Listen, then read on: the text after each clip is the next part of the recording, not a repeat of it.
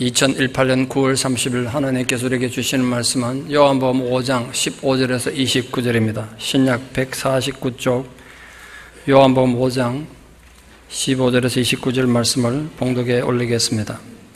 그 사람이 유대인들에게 가서 자기를 고친 이는 예수라 하니라. 그러므로 안식일에 이러한 일을 행하신다 하여 유대인들이 예수를 박해하게 된지라. 예수께서 그들에게 이르시되 내 아버지께서 이제까지 일하시니 나도 일한다 하시매 유대인들이 이로 말미암아 더욱 예수를 죽이고자 하니 이는 안식일을 범할 뿐만 아니라 하나님을 자기의 친아버지라 하여 자기를 하나님과 동등으로 삼으심이라라. 그러므로 예수께서 그들에게 이르시되 내가 진실로 진실로 너희에게 이르노니 아들이 아버지께서 하시는 일을 보지 않고는 아무것도 스스로 할 수 없나니 아버지께서 행하시는 그것을 아들도 그와 같이 행하느니라. 아버지께서 아들을 사랑하사 자기가 행하시는 것을 다 아들에게 보이시고 또 그보다 더 큰 일을 보이사 너희로 놀랍게 여기게 하시리라. 아버지께서 죽은 자들을 일으켜 살리신 같이 아들도 자기가 원하는 자들을 살리느니라. 아버지께서 아무도 심판하지 아니하시고 심판을 다 아들에게 맡기셨으니 이는 모든 사람으로 아버지를 공경하는 것 같이 아들을 공경하게 하려 하심이라. 아들을 공경하지 아니하는 자는 그를 보내신 아버지도 공경하지 아니하느니라. 내가 진실로 진실로 너희에게 이르노니 내 말을 듣고 또 나 보내신 이를 믿는 자는 영생을 얻고 심판에 이르지 아니하나니 사망에서 생명으로 옮겼느니라. 진실로 진실로 너희에게 이르노니 죽은 자들이 하나님의 아들의 음성을 들을 때가 오나니 곧 이때라. 듣는 자는 살아나리라. 아버지께서 자기 속에 생명이 있음 같이 아들에게도 생명을 주어 그 속에 있게 하셨고 또 인자됨으로 말미암아 심판하는 권한을 주셨느니라. 이를 놀랍게 여기지 말라. 무덤 속에 있는 자가 다 그의 음성을 들을 때가 오나니 선한 일을 행한 자는 생명의 부활로 악한 일을 행한 자는 심판의 부활로 나오리라. 아멘. 얼마 전에 미국 상원의원 존 맥케인이 죽어서 장례식이 있었습니다. 많은 미국인들이 정말 뜨겁게 존경과 애정을 표하는 거 보고 보통 분이 아니구나 이걸 다시 생각했습니다. 원래는 성공의 교인이었다가 침례교 독실한 기독교인이었습니다. 그분에 대한 아주 인상 깊은 장면이 남아있는데요.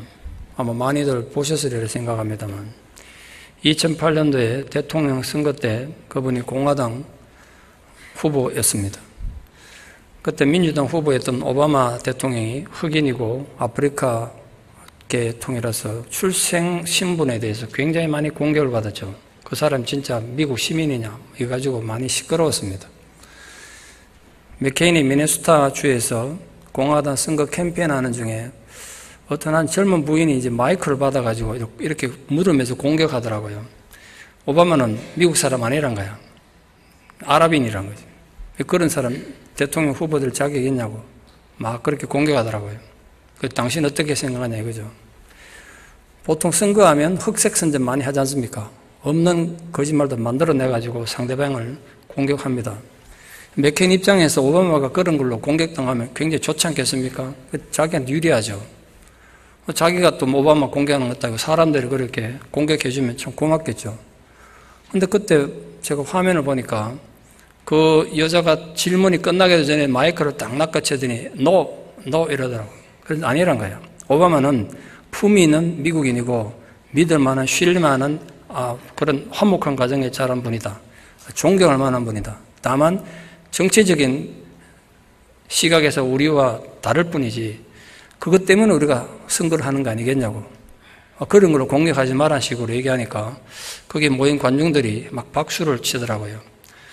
또 다른 사람이 마이크 받아가지고 오바마가 대통령이 되면 테러리스트들을 지원해가지고 미국 사람들이 불안해서 못 살 거라고 그런 사람 대통령 되면 안 된다고 막 얘기하니까 아니라고 오바마가 대통령 설명된다고 해도 미국인들은 두려워할 필요가 없다고 그는 품위 있는 미국 시민이다 또 이렇게 말하면서 오바마를 두둔하는 걸 봤습니다.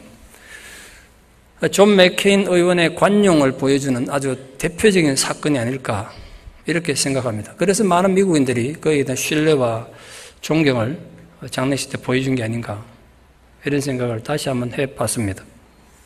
그와 달리 오늘 본문에서는 우리가 정말 옹졸하고 치졸한 인간들의 야비함을 보게 됩니다.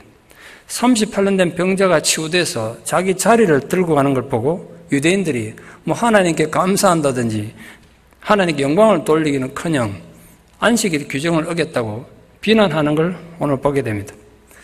38년이 좀 짧은 세월입니까? 그 긴 세월의 고통에서 자유를 얻은 것에 대해서 야 당신 참 축하한다. 하나님 은혜가 임했구나. 이런 축복은 고사하고 인간의 얄팍한 법칙만 내세워서 인간을 공격하는 이 유대인들의 옹졸함을 한번 보십시오. 종교가 극단에 흐르면 얼마나 파괴적이 될 수 있는지 요즘 IS 같은 종교로 인한 테러 단체뿐만 아니라 우리 신앙에도 쉽게 찾아볼 수 있는 거기 때문에 우리가 정말 주의해야 될 필요가 있습니다. 황당한 건 이 병 나은 사람이 자기를 치유해 준 분이 누군지 모르고 있었어요. 아직까지. 누가 너로 하여금 낫게 했고 누가 너로 하여금 이 자리에 들고 안식을 가게 했냐니까 사람을 몰라. 그게 지금 상징적으로 지난번에 말씀했다시피 이스라엘의 영적인 상태를 나타내는 거예요. 그들이 하나님의 무궁한 은혜를 입고 하나님의 사랑으로 죽을 자리에서 되살아났지만 누구 때문에 무엇 때문에 사는지도 모르고 은혜도 모르고 왜 사는지도 모르는 은혜를 모르는 그런 존재들이라는 거예요.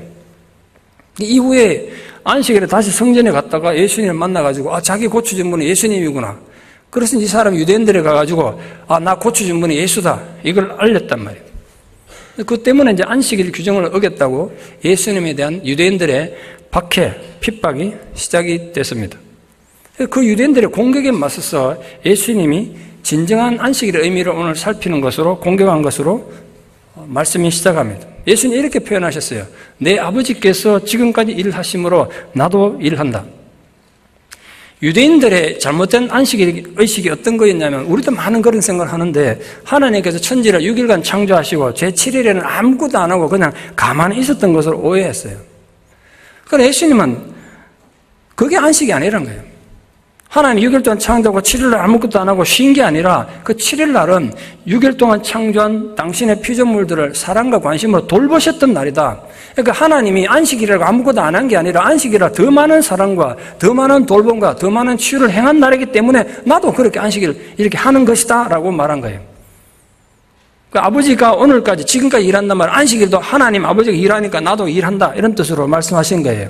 그게 예수님이 가르치신 안식의 개념이에요. 근데 예수님의 이 가르침으로 유대인들은 예수를 죽이려는 동기로 삼았습니다. 엄청난 은혜를 발견할 수도 있고 자기들의 구원을 누릴 수도 있는 구원의 감격을 받을 수 있는 그 상황에서 그들은 예수 죽일 살인을 계획했습니다. 왜곡된 신앙이 이렇게 무슨 결과를 가져온다는 점에서 오늘 우리에게도 큰 교훈이 아닐까 생각합니다.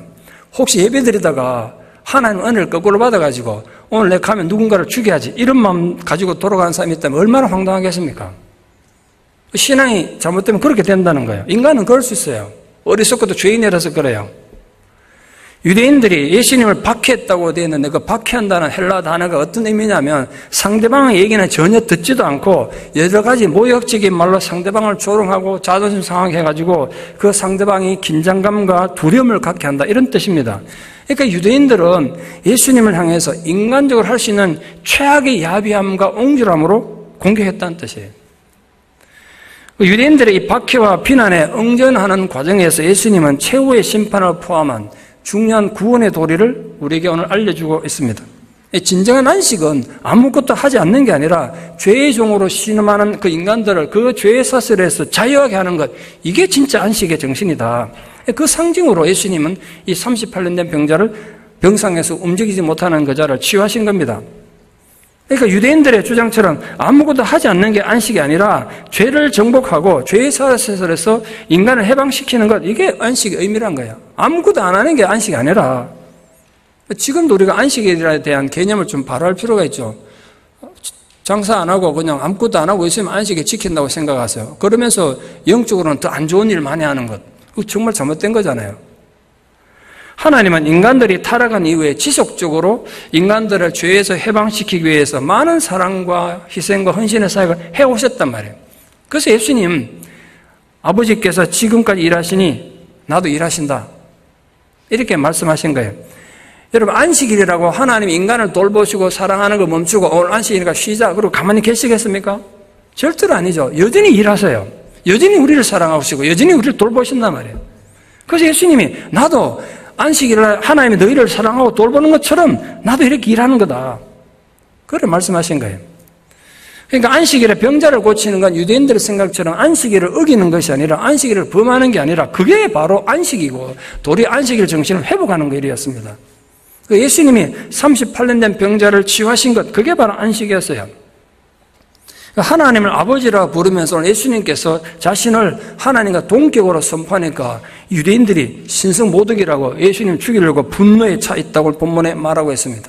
오늘 이 부분은 많이 다루진 않겠습니다만 예수님 세 가지 부분에서 하나님과 당신께서 동등하다는 걸 본문에서 말하고 있습니다. 첫 번째로 어떤 인간이든지 예수님이 마음만 먹으면 사망에서 생명으로 옮기는 권세를 가졌다는 점에서, 두 번째 어떤 인간에게든지 영원히 사나 영생을 주는 권세를 가졌다는 점에서, 마지막 세 번째 누구든지 최후의 심판하는 권세를 예수님이 가졌다는 점에서 예수님이 하나님이시다, 동등하시다. 요한복음은 절대로 쉬운 성경이 아니에요. 많은 분들이 요한복음 3장 16절 때문에 요한복음을 아주 쉽게 생각하세요. 절대로 아니에요. 저는 읽을 때마다 너무 어려워요.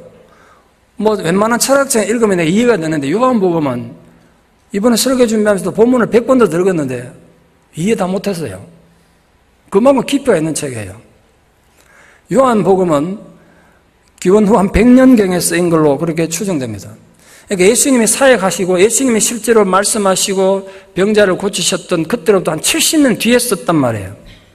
마태마가 누가복음처럼 마치 기자가 현장에서 목격한 것처럼 예수님이 뭘 했는지 객관적으로 이렇게 기록한 거면 읽으면 이해가 돼요. 마태마가 누가복음은 읽으면 이해가 쉽죠.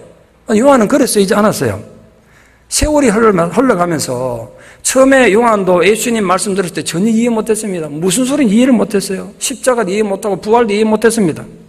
근데 세월이 흘러가면서 요한도 인생에 대한 깊이가 깊어지고 많은 경험하고 산전수전 다 겪으면서 신앙의 깊이가 더해져 가서 그때 보니까 예수님이 이런 뜻으로 말씀하셨구나. 그때는 도대체 무슨 소리인지 몰랐는데 이런 의미였구나. 그래서 다른 기자들은 마태마가 누가복음은 예수님이 무엇을 말씀하셨다 이것만 기록했지만 요한은 예수님이 이런 상황에서 이 말씀하신 이유는 이런 이유 때문이다. 예수님의 생각까지 기록했기 때문에 어려운 거예요. 그 철학책보다 더 어려워요.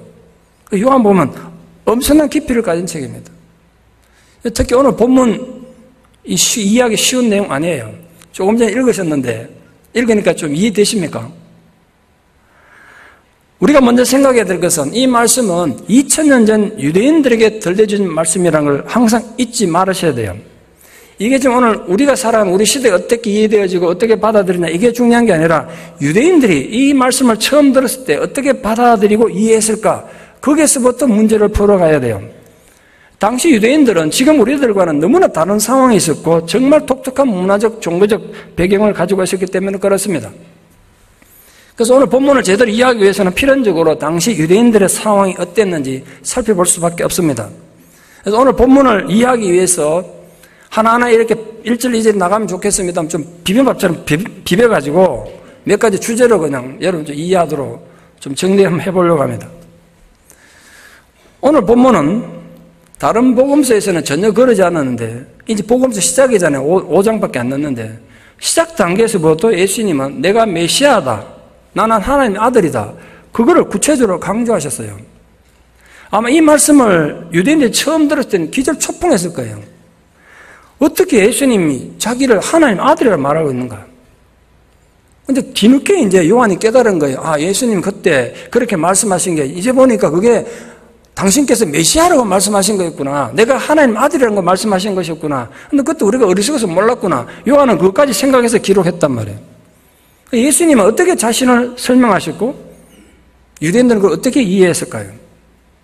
첫 번째 오늘 본문에 보면 예수님께서 자신을 인자라고 그렇게 표현했어요. 인자. 이 말이 참 어려운 말입니다. 번역하면 사람의 아들인데요. 이해하기가 쉬운 단어가 아니에요. 구약 성경 다니엘에 처음 등장하는 용어인데 이 성경에 많은 세계 대강대국들이 등장합니다. 제국들이 많이 등장하죠. 역사 속에 실제 있었던 제국들이 성경에 등장해요. 근데 하나님 보시기에 인간의 제국은 다 파괴적이고 사악했기 때문에 그걸 항상 무서운 맹수로 비유했어요. 사자든지 표범이든지 곰이든지 이빨 날카로운 그런 악어든지 이런 식으로 한 나라 한 나라를 비유해 놨습니다. 그러나 온유와 사랑과 평화의 하나님의 나라를 세우실 분은 그런 무슨 맹수 같은 존재가 아니라 아름다운 하나님의 아들 같은, 사람의 아들 같은 모습으로 온다고 설명해서 인자라고 말씀한 거예요. 결국 인자란 메시아의 부드러운 표현, 메시아를 아주 아름답게 표현한 걸로 이렇게 이해하시면 좋겠습니다. 다른 복음서와 달리 예수님은 분명히 시작된 게부터 내가 메시아라고 밝힌 거예요. 유대인 입장에서 생각해 보십시오. 기껏해야 나사렛 목수 출신의 이 촌놈이 자기가 자신들이 수백 년 기다린 메시아라고 하려니까 받아들일 수 있겠습니까? 그들의 편견과 독선으로 도저히 받아들일 수 없었습니다. 38년이나 질병으로 고통받던 병자를 고쳤다고, 안식일 규정 어겼다고 예수 죽이려고 했던 그런 사람들이 어찌 예수를 메시아라고 인정할 수 있었겠어요? 장님들은 아무리 뛰어나도 색깔 구별 못하는 것처럼 이 영적인 장님들이었던 유대인들은 예수가 메시아임을 받아들이는 게 애초에 불가능했어요. 두 번째로 예수님께서 대풀의 손을 죽은 자들이 살아날 것이고 그 위에는 심판이 있을 걸 여러 번 앞뒤에서 말씀하고 계십니다. 유대인들 개념으로는 사람을 살리는 것, 죽인 자를 살리는 건 하나님이 하시는 거고 심판도 하나님만 하는 권리란 말이에요. 그런데 이 시골 출신의 목수가 자신이 죽은 자들을 살릴 것이고 심판한다고 그러니까 이 유대인들 입장에서는 얼마나 황당한 얘기로 들렸겠어요. 그 입장을 바꿔놓고 보면 아마 그들 눈에는 예수가 완전히 사이비 교주이거나 사람들을 혹세무민하는 사기꾼처럼 생각됐을지 모르겠습니다. 특히 예수님은 선을 행한 자는 생명의 부활로, 악을 행하는 자는 심판의 부활로 다시 태어날 것이다, 이렇게 말했습니다.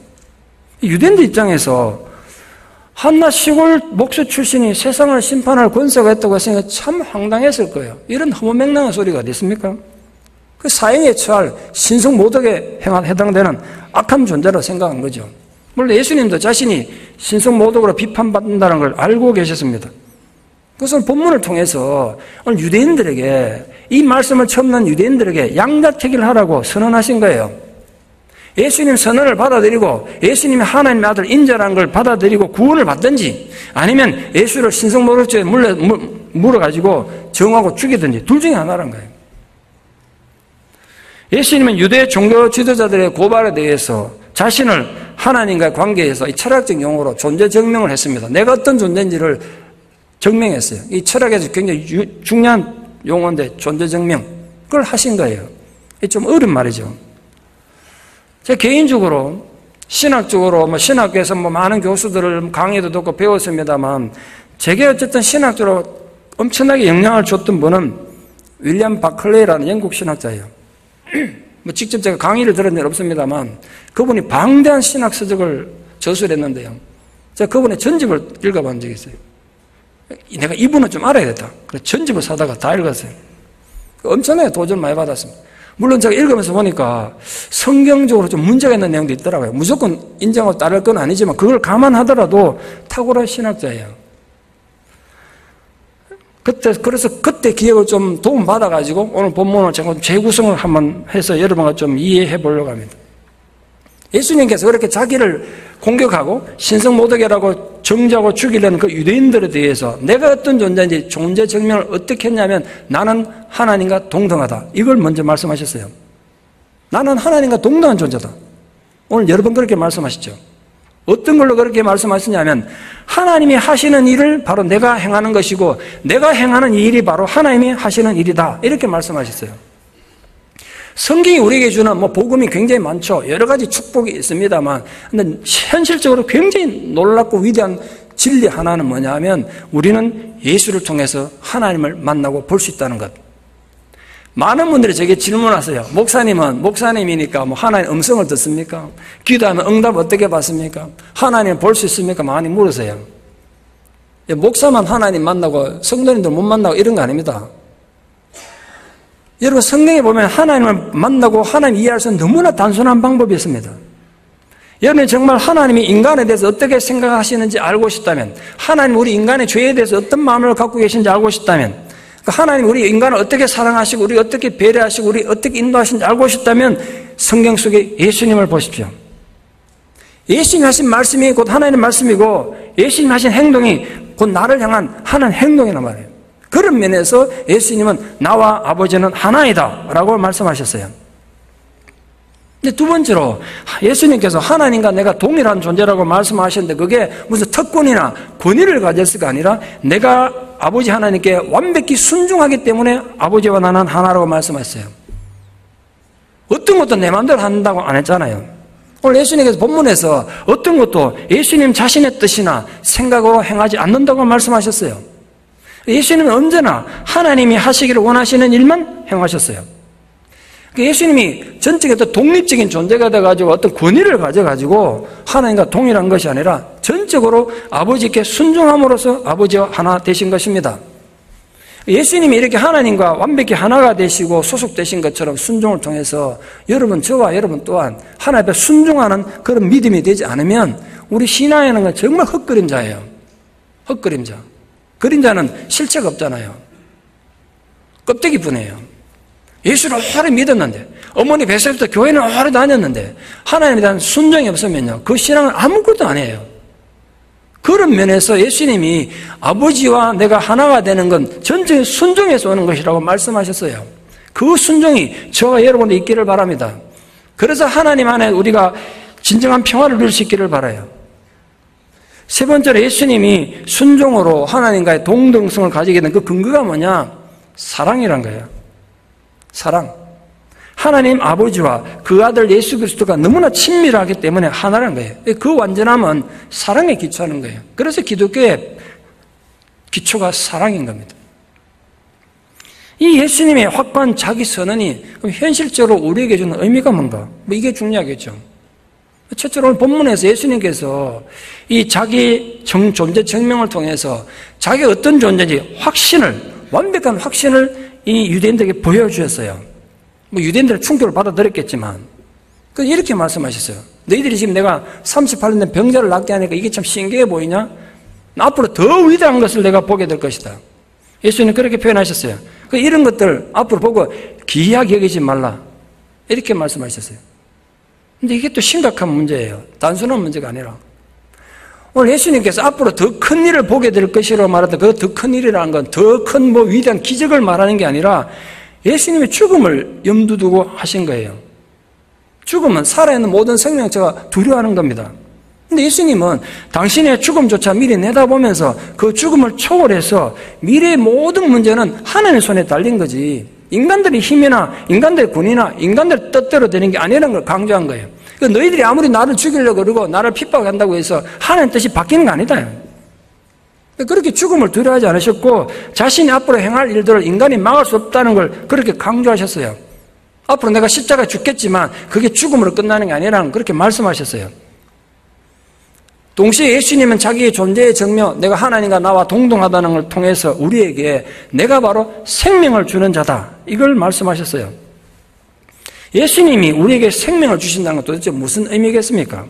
지난주 제가 이미 말씀드렸습니다. 예수와 연합하면 우리 삶의 본질이 달라지고 의미가 달라집니다. 그것이 예수님이 현재 세계에서 우리에게 생명 주시는 약속의 의미예요. 상징이 아닙니다. 진실로 예수가 내 안에 오면 내 안에 생명이 생기는 거예요. 정말 예수가 내 안에 들어오게 되면 삶이 새롭게 되는 건 당연한 일입니다. 자신이 변화될 뿐 아니라 인간관계가 변화되고 참된 인생의 즐거움과 기쁨이 생기는 거예요. 살다 보면 마음에 분노가 막 쌓이죠. 근데 그 가득한 분노가 희망으로 바뀔 거란 거예요. 그 안에 예수가 들어오면.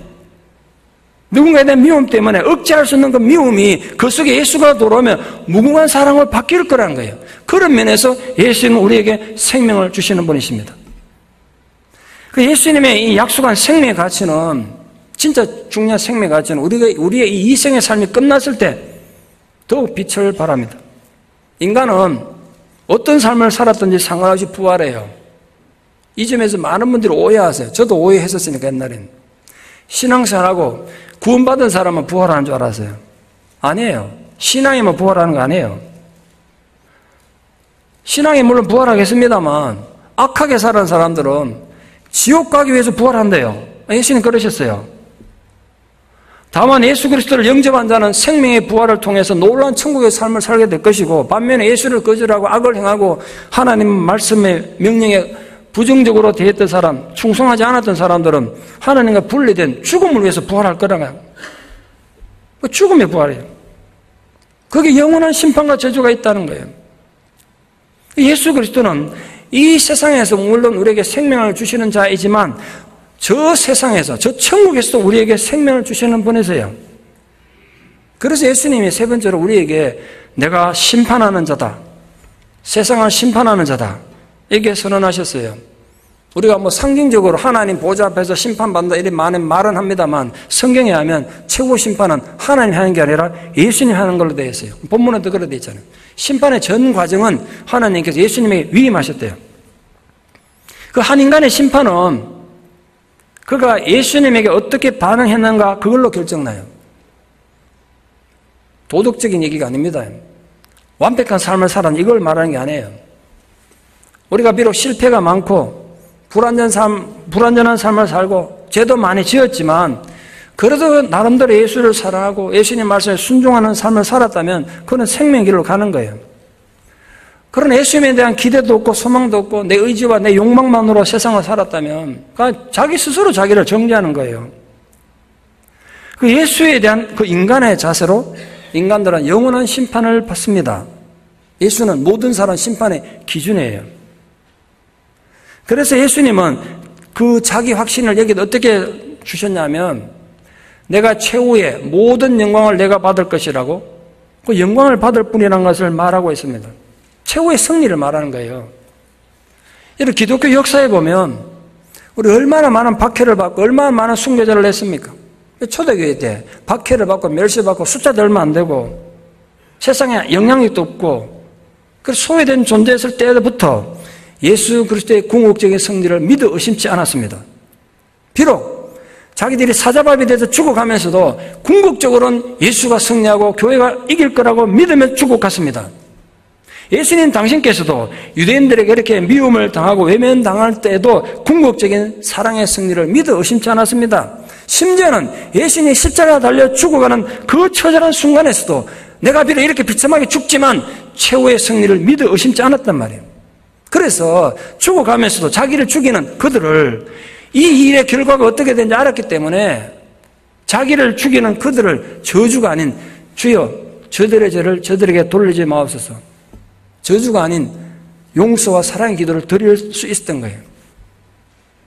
다 이루었다라고 패배자가 아닌 승리자의 기도를 드리며 죽을 수 있었던 것입니다. 그 예수님은 그 예수를 자신이 영접하면 생명이 되는 거고 그 예수를 배척하면 사망이라고 아주 단순하게 도리를 말씀하셨습니다. 그 예수를 믿고 받아들이는 것, 그게 생명이다. 그러면 도대체 목사님이 자꾸 예수를 믿는 것 말하는데 예수를 믿는다는 게 현실적으로 도대체 무슨 의미인가? 예수님 말씀을 듣는다는 건 도대체 무엇을 의미하는 것인가? 본문에 뭐라고 말하고 있는가? 좀 정리할 필요가 있습니다. 여러분, 첫 번째 믿는다는 건 딴 게 아니고요. 오늘 예수님이 유대인들에게 말했던, 그리고 제자들 통해서 우리에게 말하는 그 예수님 말씀을 그대로 이게 하나님 말씀이라고 믿는 것입니다. 딴 데 가가지고 자꾸 하나님 음성 찾지 마십시오. 하나님 뜻 찾지 마십시오. 예수님 하신 말씀을 그냥 받아들이시면 돼요. 좀 더 단순히 말씀하면 예수님이 가르치는 하나님 말씀 딱 한마디로 요약하면 뭐죠? 하나님은 사랑이시다. 내가 아무리 악한 존재라도 하나님 나 사랑한다. 그거 믿는 거예요. 그 결과 하나님과 관계가 좀 친밀해지는 것, 그게 예수를 믿는다는 거예요. 또한 예수를 믿는다는 건 예수님께서 우리에게 제공해 주신 생명의 길, 그 명령하신 것, 신앙의 길, 그게 아무리 힘들고 어렵더라도 또 어떤 희생이 따를지라도 포기하지 않고 그걸 받아들이고 그 길을 묵묵히 걸어가는 거예요. 모든 것이 평탄하고 편안할 때는 폼 잡고 예수 잘 믿다가 조금만 삶이 힘들고 어려우면 기꺼이 예수님 가르침을 팽개치고 내 고집과 분노로만 세상을 사는 것, 그게 어찌 믿음이라 하겠어요? 그 믿는 게 아니라는 거예요. 오늘 예수님 죽음까지 얘기했잖아. 믿음은 내가 손해보고 희생하더라도 이게 주님 가르침이기 때문에 그대로 따르는 것, 그게 믿음이란 거야. 그럼 도대체 우리가 예수를 진정으로 믿게 되면 우리에게는 어떤 일이 벌어지는가? 뭐 그게 유익이 있어야 뭐 고난을 당하고 손해를 보고 하지 않겠어요? 그걸 본문에서 예수님이 말씀하고 계세요. 첫째로 예수님을 믿게 되면 우리에게 일어나는 가장 중요한 첫 번째 변화, 하나님과 내가 새로운 관계에 들어가는 거예요. 무서운 심판주로만 생각되던 그 하나님이 나의 아버지가 되는 거예요. 아직도 조금 걱정됩니다. 저도 그런 아픔을 동일하게 갖고 있었기 때문에 성장 과정에서 아버지로부터 상처받은 분이 굉장히 많으세요. 뭐 전 세계적으로 많습니다. 그런 분들 하나님 아버지 그러면 굉장히 거부감을 가지세요. 최근에 그 여자분들이 모인 그 교회에서 새로운 성경을 만들어서 하나님 아버지로 부르지 말라고 뭐 그렇게 신문에 크게 났던데 보니까 하나님 아버지로 부르니까 거부감이 생긴다는 거예요. 상처받은 것 때문에. 근데 이해해요.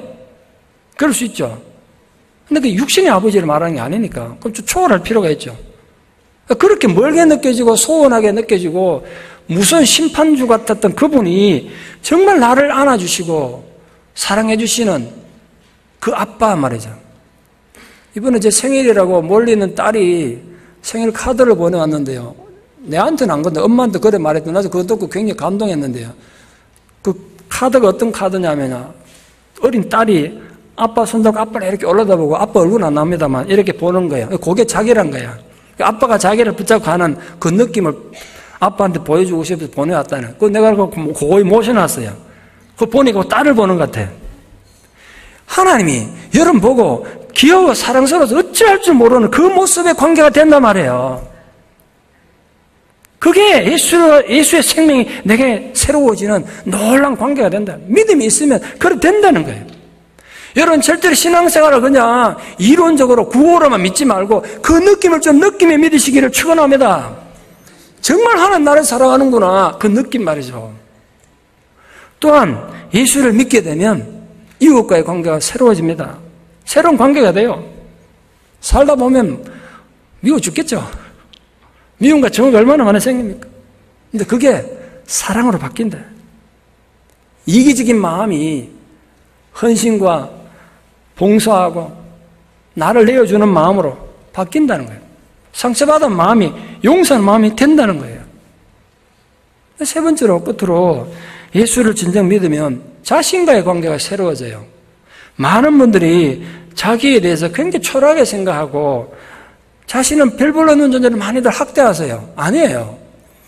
인간적으로 보면 우리가 뭐 부모 잘 만나가지고 배운 것도 없고 가진 것도 없고 초라한 존재일지 모르겠습니다만 하나님 안에서 무엇이든지 할 수 있는 강건한 존재인 줄 믿습니다. 그걸 약속하셨다고요. 아, 내가 또 인생에 실패하면 어떡하나. 그 실패와 두려움이 하나님이 나와 함께 하시면 내게 뭐 두려울 게 뭐 있느냐. 그런 기대감으로 바뀐다는 거예요. 그 불안과 긴장감이 하나님 나와 함께 하니까 내 영혼은 평안하죠. 그렇게 평안으로 바뀐다는 거예요. 어떤 의미에서는 현실 세계에서 진정으로 살았다고 말할 수 있는 사람은 존재하겠는가 이런 생각 해보고 있습니다. 별로 없을 거예요. 존재는 했는데 내 인생이 존재는 했는데 하나님 뜻대로 살지는 못했으니까. 그런데 예수가 내게 들어오면 이 불완전하고 타락한 세상에서도 새로운 생명이 되고 저 오는 세상에서도 하나님과 함께하는 영원한 생명의 약속을 받는 감동이 있단 말이에요. 결국 예수 그리스도를 믿는다는 건 그 놀라운 생명을 가지는 거예요. 그런 면에서 오늘 요한은 특히 영적인 죽음에 대해서 강조하고 있습니다. 영적으로 죽은 자들이 예수를 영접하면 새로운 생명을 갖게 된다는 거예요. 그러면 당연히 질문해야 되죠.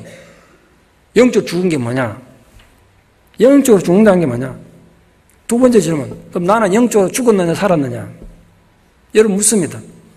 오늘 또 주일 아침에 교회 예배드리러 오셨는데 여러분 영적으로 살아 계십니까? 아니면 영적으로 죽었습니까?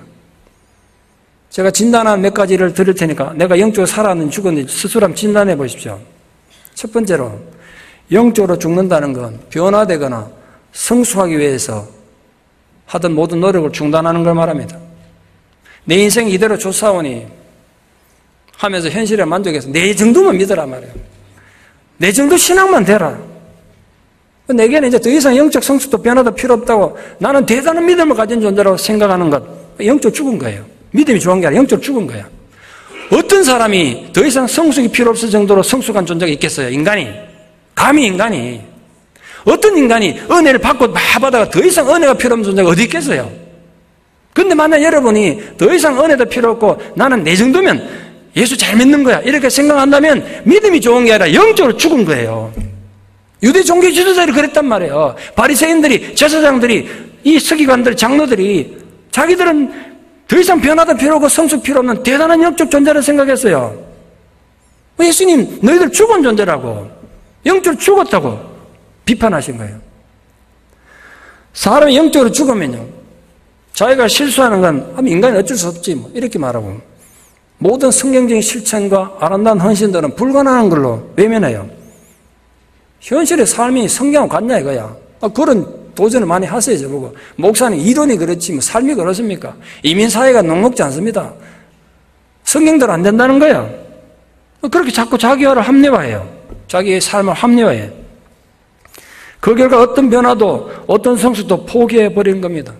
태생적으로 죄인인 인간들이 그렇게 자기 합리화에 빠지면 영원한 사망에 이를 수밖에 없습니다.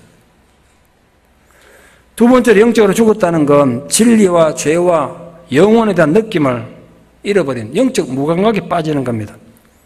혀가 무감각해지면요, 어떤 맛도 못 느낍니다. 단맛도 쓴맛도 못 느껴요. 그 이미 몸에 이상이 생겼다는 증거거든요. 통증을 느끼지 못하는 사람들도 본 적이 있습니다. 바늘로 찔러도 아프지 않아요. 아파야 되는데 안 아파. 아무리 간질러도 감각이 없어요. 이 좋은 게 아닙니다. 내 안에 지금 감각이 없어가지고 심각한 병이 걸리면 아파야 되는데 안 아픈 거예요. 그런 사람. 그럼 죽는 거예요, 그냥. 영적으로 마찬가지예요. 영적인 감각이 무감각해지면 결국은 영적으로 죽는 거예요. 처음부터 영적으로 무감각한 사람은 없습니다. 처음에는 죄의 고통에 대해서 강렬한 아픔을 느꼈죠. 근데 한 번, 두 번 자꾸 반복하다 보니까 감각이 무뎌져 가서 드디어 무감각하게 된 거예요. 인간이 영적으로 무감각해지면 육신은 멀쩡히 살아있어도 영적으로 죽은 겁니다. 또한 영적으로 죽었다는 건 생각하는 기능을 멈추는 거예요. 사람이 말입니다. 정신이 파괴되거나 이기적으로 폐쇄돼 버리면 새로운 진리를 받아들이려고 안 그래요. 자기가 진리야 그냥. 그럼 그 사람은 신체적으로 살아있지만 영적으로 죽은 거예요. 배우고자 하는 열망이 사라지고 진리를 들으면 오히려 거추장스러운 거예요. 그걸 못 사는 게 짜증나니까. 그걸 자꾸 거부해. 그 영적으로 죽는 거예요. 살아있는 물고기가 물을 거슬러 올라가듯이 살아있는 사람은 끝없이 진리된 호기심을 잃지 않는 겁니다. 그래서 워즈워드가 무지개라는 시에서 내가 만약 무지개를 봤는데 내 가슴이 뛰지 않는다면 나 차라리 죽을 거라고 그런 노래한 거예요. 영적 호기심 잃어버리면 죽는다는 거예요. 마지막 네 번째로 영적으로 죽었다는 건 회개를 중단한 걸 말합니다. 회개하는 마음을 잃어버린 것. 여러분, 인간이 편안한 마음으로 죄를 지을 수 있다면 이미 영적으로 죽은 거예요. 제가 여러분에게 묻고 싶습니다. 여러분이 최근에 정말 진심으로 하나님 내가 죄인입니다. 내가 이런 죄를 지었습니다. 알고 보니까 내가 죄인이군요. 이렇게 회개해 본 적이 언제 있습니까? 가장 최근에 언제 회개를 해보셨습니까? 그게 만약에 1년, 2년 가도 회개하지도 않고 그냥 주일 되니까 교회는 가고 뭐 사역했나 사역하고 했다면 여러분 영적으로 이미 돌아가신 거야. 어떻게 사람이 살면서 회개 안 할 수가 있어요? 어떻게 죄를 안 짓냐고요? 저는 모르겠습니다. 목사님 저는 매일 죄를 짓는 죄인인데 그래서 매일 회개할 게 있는데 여러분은 너무 거룩하셔서 죄를 안 지으십니까? 회개가 멈췄다는 건 영적으로 죽었다는 소리예요. 기도를 하는데 회개할 거리가 없어. 하나님 앞에 무릎 꿇었는데 회개할 생각도 안 나. 얼마나 교만하고 영적으로 죽은 존재인가. 예수님 그걸 말하는 거예요. 마음이 돌처럼 굳어버려가지고 죄에 대한 두려움도 없고 나쁜 짓을 해도 후회도 안 되고 마음에 번면도 없습니다. 그러니까 회개가 안 되죠. 물론 이 사람도 처음에는 죄를 지을 때 죄책감이 들고 가슴이 두근거리고 내가 그것도 교회 집사인데 이래도 되나 그런 후회가 됐을지 몰라요. 근데 죄를 자꾸 반복하면요 두려운 마음이 점점점 희미해지고 마음이 이제 굳은 살이 박여가지고 회개에 대한 감각을 잃어버립니다. 여러분 불리하다고 함부로 거짓말 하지 마십시오. 약간의 이익을 위해서 함부로 거짓을 행하면 안 된다고요. 그게 쌓이고 쌓이면요 영적으로 죽어요. 돈 몇 푼에 영적으로 죽는다고요. 심장 박동이 멈추고 호흡 멈추면 우리 의학적으로 사망 선고를 내리는 것처럼 인간이 회개에 대한 감각을 잃어버리면 영적으로 사망 선고를 받게 되는 겁니다. 우리 교회는 회개하는 교회가 되기 바랍니다. 여러분에서 회개의 아름다운 모습을 보기를 원합니다. 그건 제 마음에는 하나님은 그렇다는 거예요. 저는 어쨌든 기도할 때 매일 새벽 기도할 때 맨 먼저 기도의 한 절반은 회개 기도를 해요. 죄가 많으니까. 회개하지 않고는 기도할 수 없으니까. 어떻게 하나님 앞에 무릎을 꿇었는데 회개할 게 없습니까? 이런 영적인 사망 선고를 피하기 위해서 우리 어떻게 해야 되냐? 오늘 예수님이 유대 종교의 지도자들에게 그리고 당시의 제자들에게 그리고 오늘 우리에게 들려주시고자 하시는 이 메시지의 핵심은 이거예요. 그런 영적인 사망을 피하기 위해서 예수 그리스도의 임재, 하나님 임재에 민감하라는 거예요. 자기의 거짓된 확신에 빠지지 않도록 주의해라. 어찌 나만 다 옳고 세상에 다 틀렸겠어요. 오히려 내가 문제의 원인일 수도 있는데 그걸 못 보니까 회개가 안 되는 거죠. 여러분, 세상은 나를 위해 존재하는 거 아니에요. 세상은 그래 안 가르치죠. 세상에 너를 위해 존재한다고 가르치죠. 성경 그래 안 돼 있어요. 우리가 하나님 나라를 위해 사는 존재지. 우리가 하나님 나라를 이루기 위해 사는 존재지. 세상에 나를 위해 존재하지 않는다고요. 그러니까 우리가 하나님 나라를 이루는 존재가 되기 위해서는 손해도 봐야 되고요. 불편해도 참아야 돼요. 억울해도 침묵해야 된단 말이에요. 그런 영적인 민감성을 잃지 않도록 주의하십시오. 무엇보다 인간은 죄인이잖아요. 그래서 누구나 죄 짓는데 익숙합니다. 그러므로 죄에 대한 두려움과 감각을 잃지 않도록 깨워 기도하십시오. 오늘 결론적으로 예수님이 아주 무서운 얘기를 하셨죠. 두 가지 종류의 부활을 경고하셨습니다. 놀라운 것은 이 부활 후에 우리의 운명은 이 세상에서 어떻게 살았느냐, 우리가 무엇을 행하며 살았느냐, 그걸로 결정나는 거예요. 그래서 예수님은 착하게 사는 사람, 의인들은 생명의 부활로, 악하게 산 자는 심판의 부활로 나타날 거라고 말했습니다. 하나님이 사랑이 없어가지고 심판의 부활을 말씀하셨겠어요? 어떤 이단들은, 특히 구원파 이단들은 지옥도 없다 그래요. 예, 하나님 사랑인데 하나님 사랑하는 존재를 지옥 보낼 일 없다는 거예요. 심판도 없다는 거예요. 그러면 얼마나 좋겠습니까? 그러니까 이단이죠. 성경 그래 안 돼 있어요. 천국이 분명히 존재하는 것처럼 지옥도 분명히 존재한다고 성경에 얼마나 되어 있는데, 그거 예수님이 직접 하신 말씀인데.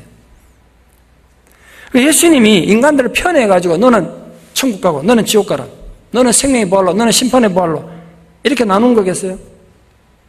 아니잖아요. 나의 현재의 삶이 내 영혼을 결정하는 거예요. 오늘 내가 현재 어떻게 살았느냐가 내 영혼을 결정한단 말이에요. 우리 현재의 삶의 태도가 죽음 뒤 영혼을 결정한다면 얼마나 심각한 문제예요. 그러니까 내가 현재 삶에서 생명의 길을 택해서 살 수도 있고 지금 사망의 길을 향해 갈 수도 있겠죠. 그걸 묻습니다. 여러분은 현재 어떤 길을 택하고 걸어가고 있습니까? 지금 택하신 그 길 계속 그런 방식으로 살아가도 괜찮겠습니까? 나중에 생명의 부활로 얻겠습니까?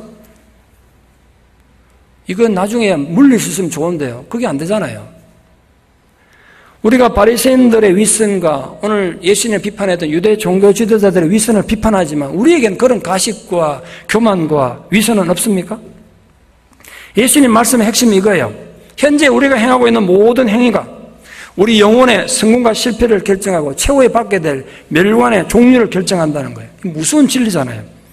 이 가르침이 내 지성에 맞느냐, 내 취향에 맞느냐, 이건 관계없어요. 그건 중요한 게 아니에요. 이건 내 취향과 내 이성과 내 상식과 내 감정하고 아무 관계없는 그걸 초월한 진리란 말이에요. 죽음이 마지막 말도 아니고 죽음으로 끝나는 것도 아니고 이 지상의 삶이 여기서만 끝나는 게 아니라 나의 영혼을 결정합니다.